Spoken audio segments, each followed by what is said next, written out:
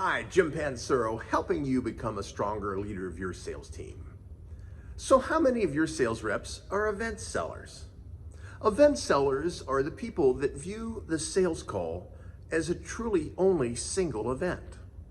So they'll lower customers' resistance, they ask questions, they present, they ask for the order. But that's final closing or following up on what they promised is the end of the sales call. The problem is they view selling as an event. So next time they go into that customer, they're back to ground zero, starting over like the first call never happened because they're not building a process of change. See, if we look at the steps of a sales call, the final step in the sales call is not the close. The final step to make it a process is we have to agree and set up our next contact. That makes it a process. So now instead of ending the call with, do you want to buy? And the customer says no and says, well, maybe we can keep talking about it.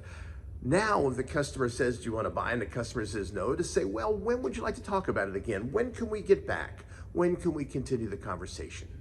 See, we need to make sure we end all of our sales calls with a commitment and some kind of quantification of when we're allowed to get back to the customer.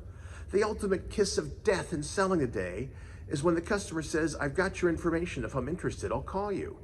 First of all, they're never going to call.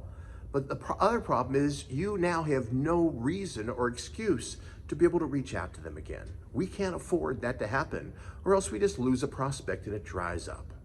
So what we have to do is make sure we end every sales call with, when would you like to get back to you? When can we follow up? When can we continue our conversation?